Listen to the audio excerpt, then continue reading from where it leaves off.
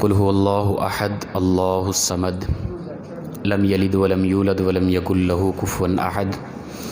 صدق اللہ مولانا العظیم۔ معزز و مکرم سامعین، تمام انبیاء کرام جو دنیا میں تشریف لائے، ہر ایک نبی کے آنے کا بنیادی مقصد اللہ کی توحید تھی۔ یہ بعد میں کر لے، یہ پروگرام ہو جانا بعد میں ہی کر لے، رہنے دے، بعد میں تقسیم کر دیں ان کو، جزاک اللہ۔ تمام انبیاء کے آنے کا بنیادی مقصد اللہ کی توحید تھی، اللہ کی وحدانیت کی حقیقت سے قوموں کو، لوگوں کو آگاہ کرنا مقصد تھا۔ اللہ تعالیٰ نے قرآن پاک کے اندر واضح طور پہ ارشاد فرمایا قل اے محبوب اعلان کر دو، هو اللہ احد، وہ اللہ اکیلا ہے، وہ ایک ہی ہے، تنہا ہے، اپنی ذات میں، صفات میں کوئی بھی اس کا شریک نہیں ہے۔ کسی بھی حوالے سے یاد رکھیں، اللہ اکیلا ہے، تنہا ہے، اس کی ذات میں بھی کوئی شریک نہیں، اس کی صفات میں بھی کوئی شریک نہیں ہے۔ کوئی بھی صفت اس میں کوئی شریک نہیں ہے، چاہے وہ علم غیب کے حوالے سے ہے، حاضر و ناظر کے حوالے سے ہے، وہ اپنا قوت کے حوالے سے ہے، وہ سماعت و بصارت کے حوالے سے، کسی بھی حوالے سے اللہ کا کوئی شریک نہیں ہے، یاد رکھیں۔ کوئی بندہ اگر اللہ کا کسی حوالے سے کسی کو شریک کرے گا، مشرک ہو جائے گا، اور مشرک جو ہے وہ کبھی بھی جہنم سے اس کو باہر نہیں نکالا جائے گا، ہمیشہ وہ جہنم میں جلتا رہے گا۔ اور فرمایا ان الشرک لظلم عظیم، شرک سے بڑا ظلم اور کوئی بھی نہیں ہے۔ سب سے بڑا ظلم اپنی جان پر انسان جو کر رہا ہے وہ شرک کر کے کر رہا ہے۔ شرک کے ذریعے انسان ہمیشہ جہنم کے اندر جلتا رہے گا۔ تو اللہ وحدہ لا شریک ہے، وہ تنہا ہے، اکیلا ہے، کوئی اس کے ساتھ ذات میں، صفات میں قطعاً شریک نہیں ہے۔ اس کی صفات جتنے بھی ہیں اس میں وہ تنہا ہے، اکیلا ہے۔ الحمدللہ رب العالمین، فرمایا تمام تعریفیں اللہ کے لیے ہیں جو پالنے والا ہے تمام جہانوں کا۔ کائنات کے اندر کوئی وصف، کوئی تعریف، کوئی صفت ایسی نہیں جو اللہ کے علاوہ کسی کی ذاتی طور پہ ہو۔ فرداً تمام تعریفیں اللہ کے لیے ہیں۔ مثال کے طور پہ ہم یہ دیکھیں کہ انفرادی طور پہ ہم کبھی بھی کائنات کی کسی چیز کا مشاہدہ کریں، بڑے لوگوں کو دیکھیں، علماء کو دیکھیں، لوگوں کے حسن کو دیکھیں، کائنات کے حسن کو دیکھیں، کچھ بھی دیکھیں، جو بھی آپ کو وصف نظر آئے، جو بھی خوبصورتی نظر آئے، جو بھی بہتری نظر آئے، وہ دراصل اللہ کا وصف ہوتا ہے۔ یہ سب بعد میں اگر کر لیں تو یہ شور آ رہا ہے، لوگ ادھر دیکھ رہے ہیں، اچھا نہیں ہوتا یہ۔ تو کائنات کا کوئی بھی وصف ہے، اب مثال کے طور پہ میں یہاں اللہ کے نبی کے منبر پہ بیٹھا ہوں، دین کی باتیں بتا رہا ہوں آپ کو، آپ میں سے کوئی بھی بندہ میری تعریف کرے، یہ دراصل میری تعریف نہیں ہے۔ اور اب چاہتا مجھے پتھر بنا دیتا تو، وہ چاہتا مجھے انسانوں سے ہٹ کے کسی مخلوق میں پیدا کر دیتا تو، وہ چاہتا انسانوں میں پیدا کرنے کے بعد مجھے مجنون بنا دیتا، پاگل بنا دیتا، بے شعور بنا دیتا تو۔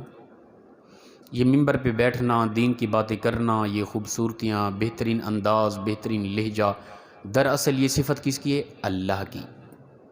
میری ذات کا کوئی بھی اس میں دخل نہیں ہے، یاد رکھیں۔ ہم دیکھیں کہ مسجد ہے، خوبصورت بنی ہے ماشاءاللہ، عمارت ہے، اس کے اندر پتھر لگا ہوا ہے، خوبصورتیاں ہیں، آرام و سکون ہے۔ کس نے بنایا؟ مستری نے آ کے کام کیا ہے، کمال کا مستری ہے۔ اس مستری کو عقل کس نے دی ہے؟ اللہ نے۔ اگر اللہ اس سے عقل چھین لیتا، اسے چلنے کی، پھرنے کی، اٹھنے بیٹھنے کی، سننے کی، بولنے کی طاقت نہ دیتا، وہ لوتھڑا ہوتا تو یہ عمارت، اس کی خوبصورتی، اس کا حسن، اس کے یہ انداز، یہ دراصل تعریف وصف کس کا ہے؟ اللہ کا۔ کائنات کی فرداً جو بھی آپ تعریف کریں گے وہ تعریف دراصل اللہ کی ہوگی۔ کوئی عالم ہے، کوئی پروفیسر ہے، کوئی ڈاکٹر ہے، کوئی انجینئر ہے، کوئی جتنا بھی بڑا آدمی ہے، اس کے جو بھی اوصاف ہیں دراصل وہ وصف اللہ کا ہے۔ انفرادی طور پہ فرداً ہم آسمان کی بلندیوں کی طرف دیکھیں، یہ بلندیاں کس نے بنائی؟ اللہ نے۔ زمین کی گہرائیوں کی طرف دیکھیں، زمین کی وسعتوں کی طرف دیکھیں، سمندروں کی لہروں کی طرف دیکھیں، پہاڑوں کی بلندیوں کی طرف دیکھیں، پہاڑوں کے حسن و جمال کی طرف دیکھیں، اسی طرح کائنات کے جس حسن کی طرف نظر کریں گے نا، دراصل تعریف کس کی ہوگی؟ اللہ کی۔ تمام اوصاف مالک کون ہے؟ اللہ۔ اللہ کے علاوہ کچھ بھی نہیں. کائنات کا جو بھی وجود ہے نا، اس میں جو بھی حسن ہے، یہ سارا حسن دراصل اللہ کی صفت ہے. اللہ کے علاوہ سب کچھ زیرو ہے، یاد رکھیں. پھر ہم چلے جائیں اولیاء کی طرف. اللہ نے ان کو کرامات عطا کی. یہ کرامات دراصل اللہ کی قدرت ہے. ٹھیک ہے نا. انبیاء کی طرف چلے جائیں، جتنے بھی معجزات ہیں، زمین پہ کھڑے ہو کے اللہ کا ایک پیغمبر انگلی کے اشارے سے چاند کے 2 ٹکڑے کر رہا ہے. یہ انبیاء کی ذاتی قوت نہ تھی، یہ معجزات تھا انبیاء کا. دراصل طاقت اللہ کی تھی، یہ وصف اللہ کا ہے. تو جو کچھ بھی ہو رہا ہے اللہ کی طرف سے ہو رہا ہے. سب کچھ کرنے والی ذات اللہ کی ہے. اللہ کے علاوہ سب کچھ زیرو ہے، یاد رکھیں. تو پروردگار نے فرمایا قل، اے محبوب آپ اعلان کر دیں، هو اللہ احد، وہ اللہ اکیلا ہے، ذات میں صفات میں. نہ اس کا کوئی پیدا کرنے والا ہے، نہ اس کو کوئی جننے والا ہے، نہ اس نے کسی کو جنا. باپ ہونے، ماں ہونے، بیٹا ہونے، بھائی ہونے، بہن ہونے، ان چیزوں سے وہ پاک ہے. وہ جہت سے بھی پاک ہے. ہم کہیں اللہ اوپر ہے، یہ بھی غلط ہے. ہم کہیں اللہ نیچے ہے، یہ بھی غلط ہے. ہم کہیں اللہ دائیں بائیں آگے پیچھے، غلط ہے. وہ جہت سے پاک ہے. پھر وہ کس طرح ہے؟ کیا خبر کس طرح ہے؟ ہماری عقل وہاں تک پہنچ سکتی ہے کہ ہم اللہ کی ذات کے بارے سوچ سکیں نا. وہ جہت سے، رنگ روپ سے، ہوا فضا سے، لین دین سے، معاملات سے، اٹھنے بیٹھنے سے، کھانے پینے سے، نیند سے، جاگنے سے وہ پاک ہے. یہ چیزیں اس کے تصور میں نہیں ہیں. وہ کس طرح کی ذات ہے؟ کیا خبر کس طرح کی. انسان کی عقل وہاں تک، اس کی ذات تک نہیں پہنچ سکتی. ہم نے محض اس کی صفات کو دیکھنا ہے اور اسی سے محسوس کرنا ہے کہ کوئی ایسی ذات ہے، کوئی ایسا باری تعالیٰ ہے جس نے کائنات کو یہ حسن عطا کیا ہے. اس کی ذات پر تبصرہ یہ غلط ہے. جو کسی جہت سے بھی پاک ہے، یاد رکھیں، جو نہ اوپر ہے، نہ نیچے ہے، نہ دائیں ہے، نہ بائیں ہے، نہ آگے ہے، نہ پیچھے ہے. کہاں ہے؟ وہ جہت سے پاک ہے اور اس کا جسم نہیں ہے. واجب الوجود ہے، اس کا ہونا لازم و ضروری ہے، لیکن جسم سے پاک ہے. ہم کہیں کہ وہ کوئی خاص نور ہے، غلط ہے یہ بات. وہ کوئی جسم ہے، غلط ہے یہ بات. کیا اس کا جسم اسی طرح ہاتھ پاؤں، اس کی آنکھیں، کان، ناک، یہ غلط چیز ہے. وہ کیا ہے؟ کیا خبر کیا ہے وہ خود ہی اپنی ذات کو خوب جانتا ہے. انسان کی قوت وہاں تک نہیں پہنچ سکتی، انسان کا دل و دماغ وہاں تک نہیں پہنچ سکتا کہ اللہ کی ذات وہ کیا ہے. ہم نے اس کی صفات کو دیکھنا ہے. اس نے مجھے بنایا، میری آنکھیں ہیں، اس کے اندر اس نے نور رکھا، اس کے اندر اس نے 13 کروڑ کے برابر بلب رکھ دیے. وہ ایک لمحے کے اندر، اب میری نظر ہے، میں ان آنکھوں کے ذریعے رنگ بھی دیکھ رہا ہوں، روپ بھی دیکھ رہا ہوں، دور قریب بھی دیکھ رہا ہوں، اندھیرے بھی دیکھ رہا ہوں، اجالے بھی دیکھ رہا ہوں. سب کچھ ایک آنکھ کے ذریعے نظر آ رہا ہے. اس نے مجھے زبان عطا کی. اس زبان کے ذریعے میں ذائقے بھی محسوس کرتا ہوں، وہ کڑوا ہے، میٹھا ہے، پھیکا ہے، کس طرح کے. بولتا بھی ہوں، اچھے الفاظ بھی، برے الفاظ بھی. یہ اس کی قدرت ہے. اس نے ایسی ایسی مشینری فٹ کر رکھی ہے، انسان کی عقل کام نہیں کرتی. اس نے مجھے سماعت کے لیے کان عطا کیے. کتنی بلند آواز ہے، کتنا سلو آواز ہے، خاموشی ہے، خاموشی نہیں ہے، کیا ہے، یہ کان مجھے بتا رہی ہے. اس نے ایسی مشینری فٹ کی. ہم نے اس اپنی ذات کے اندر غور کرنا ہے، اللہ کی ذات صفات کو پہچاننے کے لیے.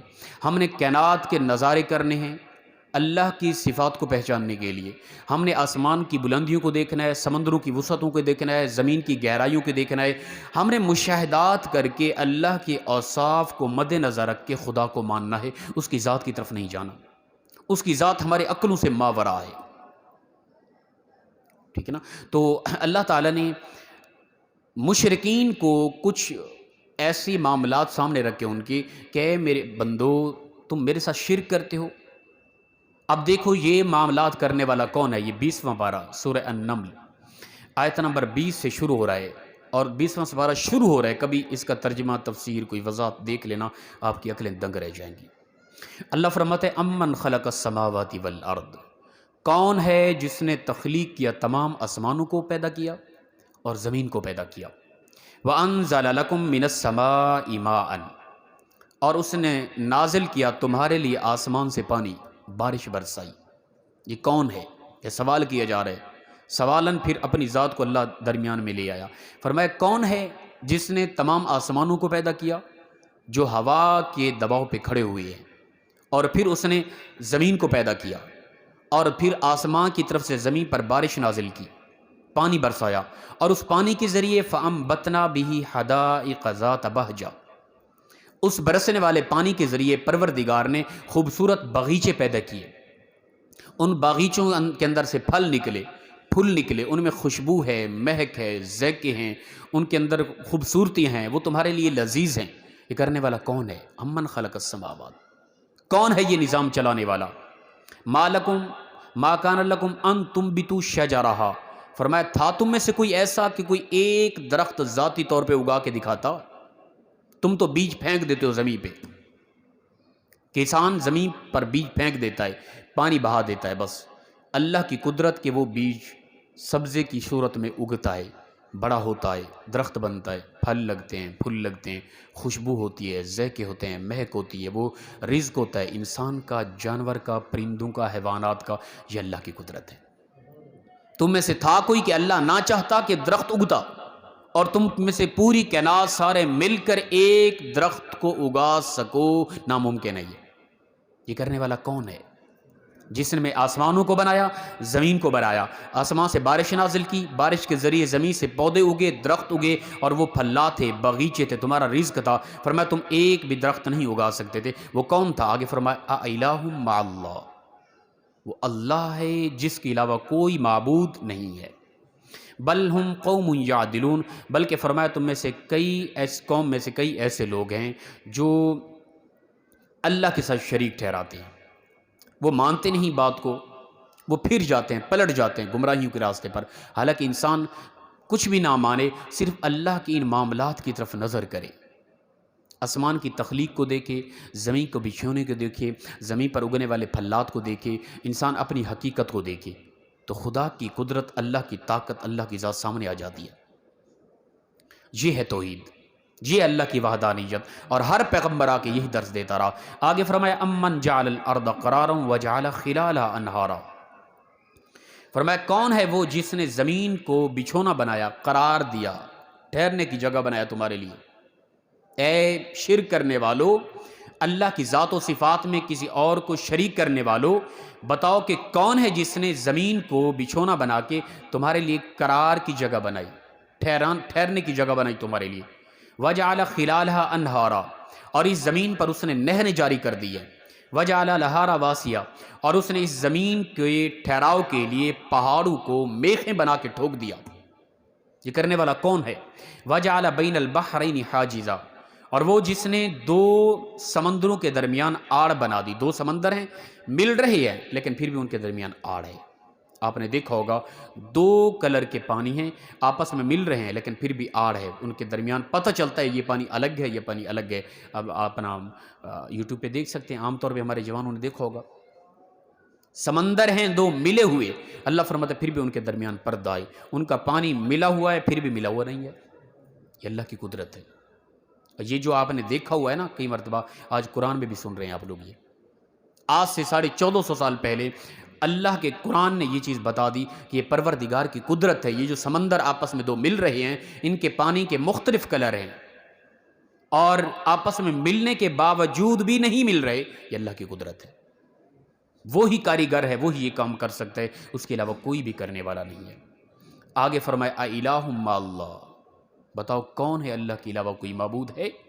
اب بھی کوئی بات رہتی ہے کہ اس نے تمہارے لیے زمین کو قرار بچھونا بنایا۔ اب زمین ایسا بچھونا بنایا کہ چاند، ستارے، سورج کا جو دوریاں ہیں نا، بالکل اسی طرح ہی دوریاں ہونا لازم بنتی تھی۔ اگر سورج تھوڑا نیچے آ جاتا تو زمین جل کے راکھ ہو جاتی۔ جتنا ایک توازن اللہ نے رکھا، ہو بہو یہی کام کہ اگر سورج تھوڑا اوپر چلا جائے تو زمین برف کے اندر دب جائے، پوری اللہ کی مخلوق ٹھنڈ میں مر جائے۔ اسی طرح سطح زمین جتنا ہے اس سے کم ہو یا زیادہ ہو، آکسیجن میں کمی آ جائے، لوگ مر جائیں۔ چاند، ستارے، سورج، ان کو جہاں پہ پروردگار نے رکھا، ہو بہو اسی طرح زمین کا جو پھیر ہے، زمین کی جو رفتار ہے چلنے کی، اس سے کم ہو جائے تب بھی نظام زندگی نہ چل سکے، اس سے زیادہ ہو جائے تب بھی نظام زندگی نہ چل سکے۔ رات دن کا بدلنا، چاند، ستارے، سورج کا ڈھلنا، آنا جانا، یہ پروردگار کی قدرت ہے۔ انہی کے مطابق اسی طرح چلنے سے ہی دنیا کی زندگی کا نظام چل سکتے۔ اگر اس سے برعکس ہو جائے تو نظام زندگی درہم برہم ہو جائے۔ ذی روح چیز کائنات کے اندر، دنیا کے اندر رہ نہ پائے اگر اس نظام کے اندر تھوڑی تبدیلی آ جائے۔ تو فرمایا کہ اے میرے بندو، کیا اب بھی تمہیں عقل نہیں آئی؟ بل اکثرہم لا یعلمون، بلکہ تم میں اکثر ایسے ہیں جو جانتے ہی نہیں، توجہ بھی ہے، دیکھتے بھی ہیں، پھر بھی جان بوجھ کے انجان ہو جاتے ہیں۔ یہ اللہ کی قدرت ہے۔ قل هو اللہ احد، وہ اللہ ذات و صفات میں ایک ہے، تنہا اکیلا ہے۔ آگے فرمایا امن یجیب المضطر اذا دعاہ ویکشف السوء، فرمایا کہ کون ہے جو پکار سنتا ہے، پکارنے والے کی، جو درد میں ہے، غم میں ہے، پریشان ہے، جو پکارتا ہے، اس کی پکار کو سننے والا کون ہے؟ اذا دعا، جب بھی وہ پکارتا ہے، ویکشف السوء، اور کون ہے جو تمہاری ان تکلیفات کو دور کرتا ہے، تمہاری پریشانیوں کو، تمہارے غم کو، تمہارے درد کو، تمہاری اداسیوں کو، تمہاری تھکاوٹوں کو دور کرنے والا کون ہے؟ بتاؤ، جب تم پکارتے ہو کسے پکارتے ہو؟ کون ہے جو سنتا ہے تمہاری؟ وَيَجْعَلُكُمْ خُلَفَاءَ الْأَرْضِ، کون ہے جس نے بنایا تم کو زمین پر خلیفہ؟ یہ عزتیں، یہ مقام، یہ عروج، یہ بلندیاں کون تمہیں عطا کرنے والا ہے؟ اَإِلَٰهٌ مَّعَ اللَّهِ، فرمایا یہ سمجھنے کے باوجود اب بھی کوئی شک ہے کہ اللہ کے علاوہ کوئی معبود ہے کیا؟ فرمایا سن لو کہ اللہ کے علاوہ کوئی معبود نہیں۔ قلیلا ما تذکرون، کم لوگ ہیں نصیحت پکڑنے والے، کم لوگ ہیں سمجھ رکھنے والے تم میں سے۔ آگے فرمایا امن یہدیکم فی ظلمات البر والبحر، کون ہے کہ جو تمہیں ہدایت دیتا ہے، اندھیروں سے اجالوں کی طرف رات لاتا ہے، باہر و بر سے، وہ چاہے سمندر ہیں، وہ چاہے خشکیاں ہیں، ان میں سے جب تم چل رہے ہوتے ہو، سفر کر رہے ہوتے ہو، رات کے اندھیرے ہوتے ہیں، کشتی پہ ہوتے ہو، یا تم جنگلات کا سفر کر رہے ہوتے ہو، راہ راست پہ لگانے والا تمہیں کون ہے؟ اگر تم بھٹک جاؤ، سمندر میں تمہاری کشتی بل کھا جائے، کیا کرو گے؟ وہ تمہیں راستہ نہ دے، گم ہو جاؤ، کیا کرو گے؟ اور تم اپنا خشکیوں پر، اپنا تم جنگلوں میں سفر کر رہے ہو، بھٹک جاؤ، کہاں جاؤ گے؟ آبادیوں تک نہ پہنچ سکے تو کیا کرو گے؟ تمہیں راستہ دینے والا کون ہے؟ اللہ۔ وہی ہے تمہیں جو راستہ دکھاتا ہے، وہی ہے جو تمہیں ظلمت اندھیروں سے بچاتا ہے، وہی پروردگار ہی ہے جو تمہیں سیدھے راستے پر چلا رہا ہے۔ وَمَن يُرْسِلُ الرِّيَاحَ بُشْرًا بَيْنَ يَدَيْ رَحْمَتِهِ، اور فرمایا کون ہے جو بھیجتا ہے ہواؤں کو خوشخبری دینے کے لیے پہلے اس سے کہ اس کی رحمت برسنے والی ہے۔ کبھی نہیں ہوگا کہ اچانک بارش آ جائے، پتہ ہی نہ ہو، نہیں، وہ ہواؤں کو خوشخبری دینے کے لیے پہلے بھیجتا ہے۔ ہوائیں آ کے تمہیں بتاتی ہیں کہ اب بارش برسنے والی ہے، تو یہ اللہ کا نظام ہے، وہ چلا رہا ہے۔ فرمایا اَإِلَٰهٌ مَّعَ اللَّهِ، کون ہے اللہ کے علاوہ کوئی معبود؟ اس کے علاوہ کوئی بھی معبود نہیں۔ اور فرمایا تعالی اللہ عما یشرکون، اللہ ہی بلند و برتر ہے اس سے کہ تم اس کے ساتھ شرک کرتے ہو۔ شرک سے وہ پاک ہے، اعلیٰ ہے، وہ بلند ہے، اس تک کوئی بھی پہنچنے والا نہیں ذات و صفات کے معاملے کے اندر۔ امن یبدأ الخلق ثم یعیدہ، اور فرمایا کون ہے جس نے شروع میں تمہیں پیدا کیا، انسان کی، کائنات کی تخلیق کی ابتدا کے اندر کون ہے وہ؟ نہ یہ زمین تھی، نہ آسمان تھا، نہ اجالے تھے، نہ اندھیرے تھے، نہ ہوائیں تھیں، نہ فضائیں تھیں، نہ آوازیں تھیں، نہ کمکمے تھے، نہ چہل چہل تھی، کچھ بھی نہ تھا، خاموشی تھی، اندھیرے بھی نہ تھے، اجالے بھی نہ تھے، کیا تھا؟ کیا خبر کیا تھا؟ انسان کی عقل وہاں تک نہیں جا سکتی۔ اللہ نے تخلیق کی، اندھیرے بنائے، اجالے بنائے، زمین بنائی، آسمان بنایا، اپنی کئی قسم کی مخلوقات بنائی، اسے حسن دیا، اسے رزق دیا، اسے جمال دیا، اسے کمال دیا، اسے عقل دیا، اسے شعور دیا۔ یہ سب کچھ عطا کرنے والا کون ہے؟ اللہ ہے۔ اللہ کے علاوہ کوئی بھی نہیں ہے، یاد رکھیں۔ اور اسی طرح فرمایا کہ وَمَن يَرْزُقُكُم مِّنَ السَّمَاءِ وَالْأَرْضِ، کون ہے جو تمہیں رزق عطا کرتا ہے آسمان سے اور زمین سے؟ رزق عطا کرنے والی بھی وہی ذات ہے۔ اَإِلَٰهٌ مَّعَ اللَّهِ، اللہ کے علاوہ کون معبود ہے؟ آگے فرمایا اگر اب بھی تم نہیں مانتے، قُلْ هَاتُوا بُرْهَانَكُمْ إِن كُنتُمْ صَادِقِينَ، پھر اے میرے بندو، اے محبوب فرما دو، پھر لاؤ تم اس پر کوئی دلیل۔ اب بھی نہیں مانتے تو پھر اس پر کوئی دلیل لاؤ کہ اللہ کے علاوہ بھی کوئی معبود ہے، اللہ کے علاوہ بھی کوئی واحد ہے، اس کی ذات میں، صفات میں کوئی شریک ہے کیا؟ تو یہ اللہ کے اوصاف ہیں، اللہ وحدہ لا شریک ہے۔ قل هو اللہ احد، فرما دو اے محبوب وہ اللہ اکیلا ہے، ذات میں اور صفات میں اس کا کوئی شریک نہیں ہے۔ تو کائنات کا سارا نظام چلانے والا کون ہے؟ اللہ۔ اسی طرح آسمان اور زمین کی تخلیق کرنے والا کون ہے؟ اللہ۔ اسی طرح آسمان سے بارش برسانے والا کون ہے؟ اللہ۔ اسی طرح زمین پر بارش کے ذریعے زمین پر سبزے اگانے، پودے اگانے، کھیتی اگانے، رزق اگانے والا کون ہے؟ اللہ۔ اسی طرح فرمایا کہ اللہ اپنا زمین پر نہریں چلانے والا، زمین پر سمندر چلانے والا، زمین پر اپنا پہاڑوں کو میخیں بنا کے ٹھوک دینے والا کون ہے؟ اللہ۔ اگر یہ میخیں نہ ٹھوکی ہوئی ہوں، یہ پہاڑ نہ ہو تو زمین جنبش کرے، ہر لمحے کے بعد زمین اس قدر ہلے، زلزلے ہیں کہ کائنات کی زندگی تباہ ہو جائے۔ تو ان کو روکنے والا کون ہے؟ اللہ۔ اسی طرح فرمایا کہ دو سمندروں کو ملانے کے باوجود جدا رکھنے والا کون ہے؟ اللہ۔ اسی طرح فرمایا کہ تمہاری مشکلات میں تمہاری پکار سننے والا کون ہے؟ اللہ۔ تمہاری مشکلات میں تمہاری مشکلات کو دور کرنے والا کون ہے؟ اللہ۔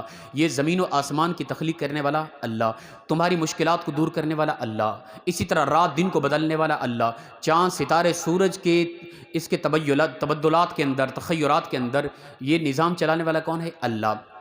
کائنات کی کوئی بھی چیز ایسی نہیں جو اللہ کے اذن کے بغیر معاملات کر رہی ہو، حرکت کر رہی ہو، چل رہی ہو۔ ایک صاحب ہے، صحابی رسول، صحابی نہیں تھے، کوئی بھی تھے، انہوں نے آ کے ویسے سوال کیا، انہوں نے کہا یا رسول اللہ آپ چاہتے ہیں اللہ کے علاوہ کچھ ہونے والا نہیں ہے، یہ دیکھیں سامنے درخت کھڑا ہے کھجور کا، میں چاہوں اسے کاٹ دوں، چاہوں نہ کاٹوں۔ اللہ کے نبی نے فرمایا تو تیرے چاہنے نہ چاہنے سے کچھ ہونے والا نہیں ہے، اللہ چاہے گا تو کٹ جائے گا، اللہ نہیں چاہے گا تو پوری کائنات مل کر بھی اسے کاٹ نہیں سکتی۔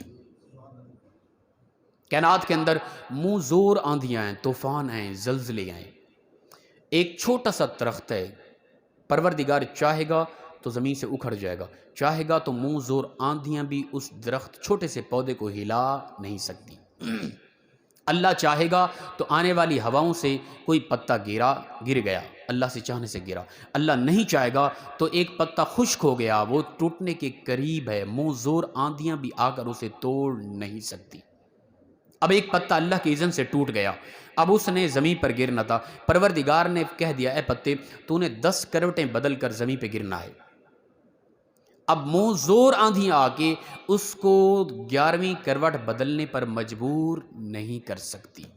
اب زمین پر گرا جہاں پہ پڑا ہے، اللہ نے فرمایا یہیں پڑا رہ جائے گا، وہ اس قدر ہے کہ اس کا کوئی وزن ہے ہی نہیں، وہ موازنے میں آتا ہی نہیں ہے، اسے پھونک مارنے سے وہ اڑ جائے، لیکن منہ زور آندھیاں آنے والے طوفان اللہ کے اذن کے بغیر اسے 1 سیکنڈ کی دوری پر اٹھا کے نہیں پھینک سکتے۔ کیوں؟ اللہ کا اذن نہیں ہے۔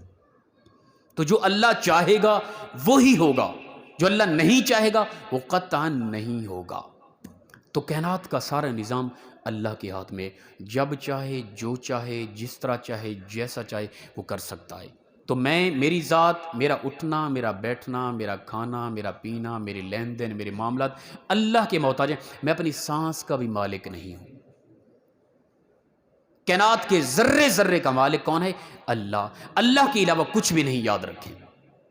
تو لہٰذا ہم اپنا ہر وقت کا معاملہ اللہ کے سپرد کریں، جو سوچیں، جو دیکھیں، جو معاملات ہیں بھی اللہ جو چاہے گا بہتر ہوگا۔ بس بعض اوقات ہوتا ہے ہم سوچ رہے ہوتے ہیں یار کاش اس طرح ہو گیا، اس طرح نہ ہوتا، اس طرح ہوتا نہ۔ میرے بھائی جو تو سوچ رہا ہے یہ کچھ ضروری نہیں یہ بہتر ہے، جو اللہ نے کیا وہ بہتر ہے۔ مجھے لگتا ہے نہیں یار میرے ساتھ اچھا نہیں ہوا، وہ میں سوچ رہا ہوں نا، لیکن جو کرنے والا ہے اس نے بہتر کیا ہے۔ ظاہراً جتنا بھی بڑا نقصان نظر آ رہا ہے، وہ اپنی مخلوق کے ساتھ جو کر رہا ہے اس میں بہتری ہوتی ہے۔ انسان کو بہتری بالکل نظر نہیں آ رہی، وہ انسان کو ہمیشہ کے لیے نقصان ہی نظر آ رہا ہے، لیکن پھر بھی اس میں بہتری ہے۔ کیوں؟ اس لیے انسان وہاں تک نہیں پہنچ سکتا جو اللہ کر رہا ہے۔ تو لہٰذا اللہ کی ذات ہی کائنات کی تخلیق کرنے والی ہے، وہی کائنات کا خالق و مالک ہے۔ کب چاہے، کس وقت چاہے، کس طرح چاہے مجھے دنیا سے اٹھا لے، کوئی ہے بچانے والا؟ نہ۔ بڑے بڑے آئے چلے گئے، بڑے بڑے آئے، فرعون آیا، شداد آیا، نمرود آیا، خدائی کا دعویٰ کرنے والے آئے، لیکن جب اللہ کا اذن آیا فَإِذَا جَاءَ أَجَلُهُمْ لَا يَسْتَأْخِرُونَ سَاعَةً وَلَا يَسْتَقْدِمُونَ۔ جب اذن الہی آیا تو موت نے ان کے جسم کو نوچ لیا اور وہ تڑپتے تڑپتے مر گئے، ایک لمحے کے لیے بھی، ایک سانس کی بھی ان کو مہلت نہ دی گئی۔ یہ ہے وہ اللہ جو جب چاہے جو چاہے کر سکتا ہے۔ وہ چاہے کائنات کو ایک لمحے، 1 سیکنڈ کے کروڑویں حصے سے پہلے کائنات کو مٹا دے، اس کا گمان بھی نہ ہو، ممکن ہے یہ۔ وہ جب چاہے جو چاہے کر سکتا ہے، لیکن پھر بھی وہ مہرباں ہے، اپنے بندے کو مہلت بھی دی جا رہا ہے، بندہ نقصان کر رہا ہے، گناہ کر رہا ہے، جھوٹ بول رہا ہے، فریب کر رہا ہے، کچھ بھی کیے جا رہا ہے، پروردگار پھر بھی بندے کو مہلت دے رہا ہے۔ وہ اللہ ہے، اسی کی طرف توجہ رکھیں۔ کائنات کیا ہر چیز کا رخ اللہ کی طرف ہے سوائے جن و انس کے۔ صرف جن و انس ہیں جو ہٹ دھرم ہو گئے، بے حیا ہو گیا، بے شرم ہو گیا، اللہ سے رخ موڑ لیا، اپنے آپ کو سب کچھ سمجھنے لگ گیا، حالانکہ انسان کی کوئی قوت نہیں، کوئی طاقت نہیں ہے۔ انسان تو پانی کے بلبلے کی مانند ہے، تھوڑا سا جھٹکا لگا تو انسان ختم ہو گیا، گاڑی آپس میں ٹکرائیں انسان کچلا گیا، کچھ بھی انسان کے ہاتھ میں نہ آ سکا، زمین تھوڑی سی ہلی زلزلے آئے، کلیجے منہ کو آنے لگے۔ یہ اللہ تعالیٰ کی کوئی طاقت نہیں ہے، یہ اللہ اپنی طاقت کا اظہار نہیں کر رہا۔ وہ ہلکی سی کی طاقت کا اظہار کرے تو ساتوں آسمان ساری زمینیں پھٹ کے ریزہ ریزہ ہو جائے۔ یہ تو زمین تھوڑی سی جنبش کرتی ہے، کلیجے منہ کو آنے لگتے ہیں، انسان کی چیخیں ہوتی ہیں، انسان تڑپ جاتا ہے، کچھ بھی نہیں کر پا رہا ہوتا انسان، اپنی طاقت، اپنی سینسی آلات کے ذریعے، اپنے بڑے زور کے ذریعے کچھ بھی چاہے انسان نہیں کر سکتا کہ زمین کو روک سکے، آنے والے طوفانوں کو روک سکے، آنے والی مصیبتوں کو روک سکے، کچھ نہیں کر سکتا انسان۔ تو سب کچھ کرنے والا کون ہے؟ اللہ۔ اللہ کے علاوہ کچھ بھی نہیں کائنات کے اندر۔ تو جو اللہ کی ذات میں یا صفات میں کسی کو شریک ٹھہرائے وہ مشرک ہے، وہ جہنمی ہے، ہمیشہ جہنم کے اندر جلتا رہے گا۔ کائنات کی ہر مخلوق اللہ کی محتاج ہے، چاہے وہ میں ہوں، آپ ہیں، وہ چرند و پرند ہیں، وہ حیوانات ہیں، وہ سمندر میں، وہ خشکیوں میں، وہ ہواؤں میں رہنے والی مخلوق ہے، کوئی بھی اللہ کے ولی ہیں، انبیاء بھی اللہ کے محتاج ہیں۔ کوئی بھی نبی بلکہ تمام انبیاء مل کر اللہ کی عطا کردہ طاقت کے علاوہ، اللہ کے اذن کے علاوہ ایک پتہ بھی نہیں ہلا سکتے۔ ہر نبی، ہر پیغمبر، ہر ولی، ہر مخلوق اللہ کی محتاج ہے، اللہ کے سامنے عاجز ہے۔ رب جو چاہے گا وہی ہوگا۔ ہاں یہ ہے کہ پروردگار اگر طاقت عطا کر دے معجزات کے ذریعے، کرامات کے ذریعے، تو پھر اللہ کا نبی زمین پر کھڑے ہو کے اپنی انگلی کے اشارے سے، وہمی لکیر نکلنے والی کی طاقت سے، اتنی دور کھڑا ہوا چاند زمین سے زیادہ وجود رکھنے والے کو چیر کے رکھ دے، یہ اللہ کی عطا کردہ طاقت ہے، اور یہ نبی کا معجزہ ہے۔ تو اللہ کی توحید یہی ہے۔ فرمایا قل هو اللہ احد، اے محبوب فرما دو کہ وہ اللہ اپنی ذات میں، صفات میں یکتا ہے، تنہی تنہا ہے، اکیلا ہے، نہ اس کی ذات میں کوئی شریک ہے، نہ اس کی صفات میں کوئی شریک ہے۔ الحمدللہ رب العالمین، فرمایا تمام تعریفیں اللہ کے لیے، فردن فردن، تنہی تنہا۔ کائنات کی کسی بھی تعریف کی جا رہی ہے، دراصل وہ تعریف کس کی ہے؟ اللہ کی۔ کوئی کسی کی تعریف کر رہا ہے، آپ میری تعریف کریں، میں کیا تھا؟ مجھ سے ظاہراً ذہانت میں، حسن میں، تعلیم میں، ڈگریوں میں، دولت میں، شہرت میں، وجود میں، عقل شعور میں کروڑ گنا کئی لوگ زیادہ موجود ہوں گے، لیکن وہ بھٹکے ہوئے ہیں، گمراہ ہیں، بے حیا ہیں، بے شرم ہیں۔ یہ جو میری آپ صفت کر رہے ہیں، یہ صفت میری نہیں، یہ صفت دراصل کس کی؟ اللہ کی۔ یہ کس نے عطا کیا مجھے؟ اللہ نے۔ میرا کیا تھا؟ کچھ بھی نہیں، میں تو ایک جسم ہوں، میں تو ایک خاک ہوں، میں تو ایک لوتھڑا ہوں۔ یہ بولنا، یہ چالنا، یہ کھانا، یہ پینا، یہ اٹھنا، یہ بیٹھنا اللہ کی عطا ہے۔ وہ چاہے ایک لمحے میں بیٹھے ہوئے ادھر پتھر بن جاؤں، کیا کر سکتا ہوں؟ آپ میں سے ہے کوئی طاقتور کہ مجھے دوبارہ اسی طرح انسان بنا سکے؟ نہ۔ سب کچھ کیا ہے؟ اللہ ہے۔ اللہ کے علاوہ سب کچھ زیرو ہے۔ اللہ پاک ہم سب کو مخلصانہ انداز میں توحید کی حقیقت کو سمجھ کر اس پر عمل کی توفیق عطا فرمائے۔ وآخر دعوایا الحمدللہ رب العالمین۔ جی کوئی بات پوچھنے والی ہو تو جی۔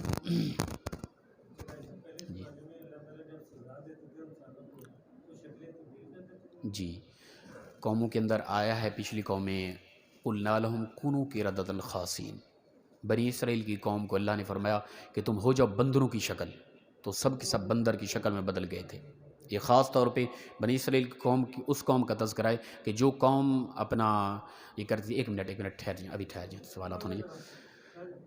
مچھلی پکڑنے کا معاملہ آیا تھا نا، ہفتے والے دن حکم دے دیا گیا کہ مچھلی ہفتے والے دن نہیں پکڑنی۔ وہ شکار کرتے تھے بنی اسرائیل کی قوم، اللہ کو حکم ہو گیا کہ ہفتے والے دن تم نے مچھلیاں نہیں پکڑنی، جو پہلے سپارے کے اندر تذکرہ آ رہا ہے۔ تو ان لوگوں نے مچھلی پکڑنا چھوڑ دی۔ 3 گروہ بن گئے تھے۔ ایک گروہ کہتا تھا بھی ہم نے نہ پکڑنی ہے نہ منع کرنا ہے۔ ایک گروہ پکڑتا بھی نہیں تھا، پکڑنے والوں کو منع بھی کرتا تھا۔ تیسرا گروہ تھا وہ کہتا تھا ہم پکڑتے نہیں ہیں، ہم تو ایک ہیلا بناتے ہیں کہ وہ مچھلی ہفتے والے دن ان کو پتہ تھا انہوں نے نہیں پکڑنا، اللہ کا حکم آ چکا ہے۔ مچھلی چھوٹے چھوٹے پانی میں آ کے کھیلتی تھی۔ یہ لوگ کیا کرتے تھے؟ ادھر سے بند کر دیتے، اتوار والے دن ان کو پکڑ لیتے تھے۔ حالانکہ جب بند کیا وہ تمہاری حدود میں آ گئی، وہ پکڑی گئی، اب وہ آزاد نہیں، بڑے پانی کی طرف نہیں جا سکتی۔ انہوں نے کہا کہ یہ ہیلا ہے، ہم ہفتے والے دن تو نہیں پکڑ رہے، ہم تو اتوار کو پکڑ رہے ہیں۔ اور سمجھانے والوں نے ایک گروہ نے سمجھایا بھی تم غلط کر رہے ہو، اللہ کے حکم کی پامالی کر رہے ہو، تم پر خدا کا عذاب آئے گا۔ انہوں نے کہا نہیں، کچھ نہیں ہونے والا۔ اور ایک گروہ ایسا تھا، وہ کہتا تھا ہر کسی نے اپنی قبر میں جانا ہے، جس طرح ہمارا طریقہ ہوتا ہے نا، بھئی تم منع نہ کرو یار، اس نے اپنی قبر میں جانا ہے، قبر میں اپنی جانا ہے، لیکن وہ میرے سامنے تو کر رہا ہے نا، میں مومن مسلمان تو ہوں نا، اللہ کو تو مانتا ہوں نا، میرے سامنے جو حرکت ہو رہی ہے، جو شرارت ہو رہی ہے، جو گناہ ہو رہا ہے، میں دیکھ تو رہا ہوں نا، اس کو میں منع نہیں کروں گا، قبر اپنی میں جانا ہے، لیکن منع نہ کرنے کا جواب میں نے تو دینا ہے نا۔ تو یہ غلط جمل ہے کہ ہر کسی نے اپنی قبر میں اپنا جواب دینا ہے، اس نے اپنا جواب دینا ہے، لیکن اس کے کیے کو جو تو نے دیکھا تھا، منع نہیں کیا تھا، اس کا جواب تو بھی دے گا۔ تو ہوا یہ کہ پروردگار، یہ قوم قبیلہ رات کو بنی اسرائیل سوئے ہوئے تھے، پروردگار نے فرمایا قُلْنَا لَهُمْ كُونُوا قِرَدَةً خَاسِئِينَ۔ دو گروہوں کی طرف یہ آرڈر آیا تھا، وہ گروہ جو کہتا تھا اپنی قبر میں جانا، انہوں نے اپنا جواب دینا ہے، ہم نہیں منع کریں گے ان کو، ہم کیوں منع کریں۔ وہ گروہ بھی، حالانکہ وہ پکڑتا نہیں تھا مچھلی، وہ گروہ بھی ان کے ساتھ شامل ہو گیا۔ اللہ نے فرمایا بندروں کی شکل میں بدل جاؤ، صبح اٹھے تو جسم سارے انسان کے تھے، ان کا شکل چہرہ بندر جیسا ہو چکا تھا، شکلیں بدلی تھی پچھلی قوموں کی۔ اس قوم کے اندر ان سے کروڑ گنا گناہ بڑھ گئے، لیکن پھر بھی شکلیں نہیں بدلتی، آگ کی بارش نہیں برستی، پتھروں کی بارش نہیں آتی۔ اس کی وجہ کیا ہے؟ رسول اللہ صلی اللہ علیہ وسلم کے وہ بہتے ہوئے آنسو ہیں کہ امت کو اللہ تعالیٰ مہلت دے رہا ہے۔ جی اور کوئی حکم؟ جی اللہ اکبر، اللہ پاک عمل کی توفیق عطا فرمائے۔ جی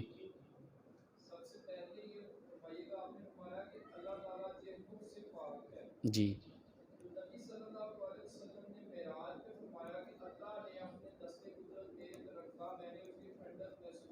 جی